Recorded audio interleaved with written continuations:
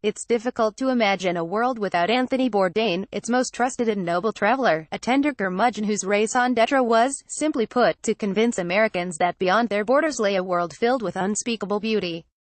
Even if you never had the distinct pleasure of meeting Bourdain, or Tony, as he was known to his family, friends and colleagues, his felt like a familiar face, one that strangers across the globe opened their homes to knowing that they would be seen. While many delighted in his books, which showcased his sardonic Jersey-bred wit, nowhere were his talents more in evidence than on the television programs No Reservations and Parts Unknown. He was the consummate best travel guide, empathetic, audacious, devoid of pretense, and prone to introspection.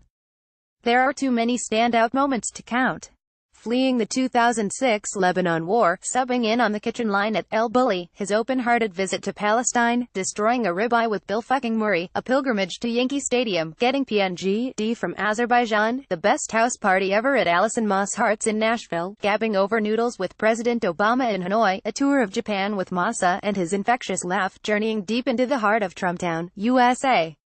Some of the most indelible episodes chronicled his friendship with fellow chef Eric Rippert and their Abbott and Costello act. Others, like his return to the old stomping grounds of Provincetown, Massachusetts, saw Bourdain wrestle with his own demons. Part of what made Bourdain such an effective traveler was his first-rate bullshit detector. He called it like he saw it, and his vision was rarely clouded. On the Season 5 episode of Parts Unknown titled, New Jersey, he traveled to Atlantic City and admonished Donald Trump for bleeding it dry. The episode aired on May 31, 2015. 16 days later, Trump declared his candidacy for president. When I brought up how prophetic it was to Bourdain, he offered, it'll be really prophetic if he does with the presidency what he did with Atlantic City, which is pretty much declare victory and then retreat.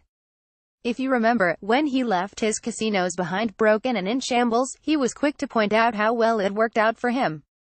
He made his money, but his investors in Atlantic City were left with a gigantic, hideous white elephant. He strikes me as a businessman with an ego.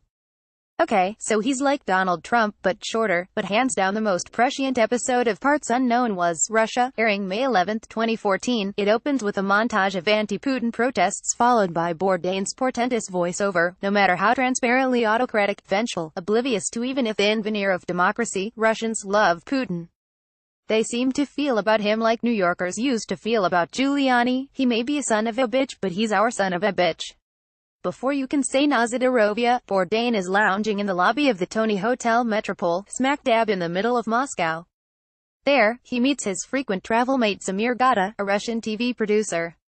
Now, my concern is, back in the day, this place was famous for, all of the rooms were bugged, Bourdain tells him.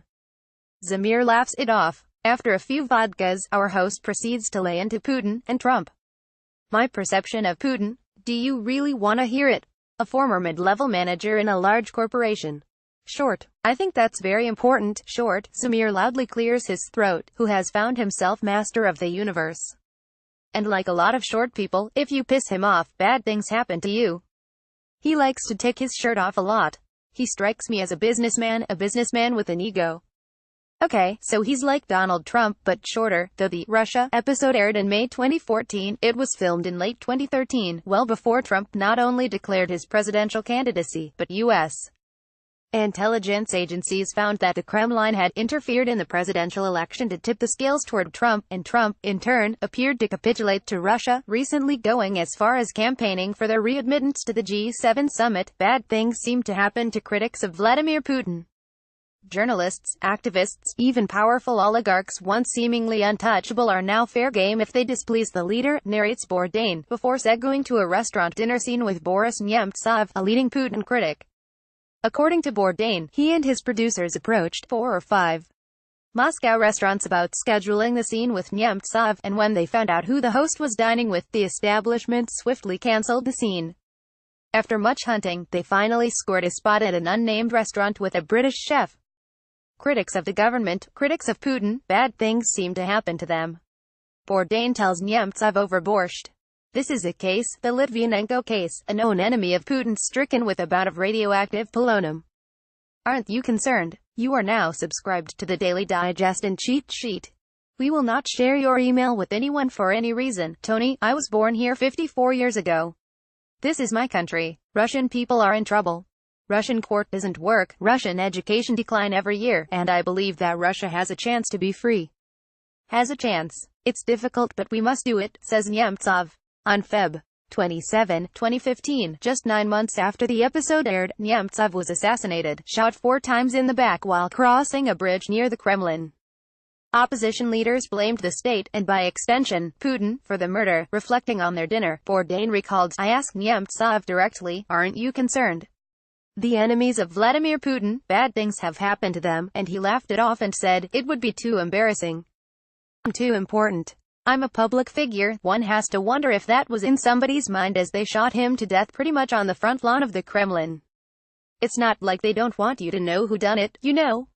When they kill somebody with nerve gas or radioactive polonium in central London, they want you to know who done it. That's the whole point. The episode ends with a defeated Bourdain describing, in voiceover, how Russia has recently annexed Crimea and amassed their troops at the Ukrainian border. The world has done nothing. It will do nothing. As Vladimir well knows, says Bourdain, he wins. Again.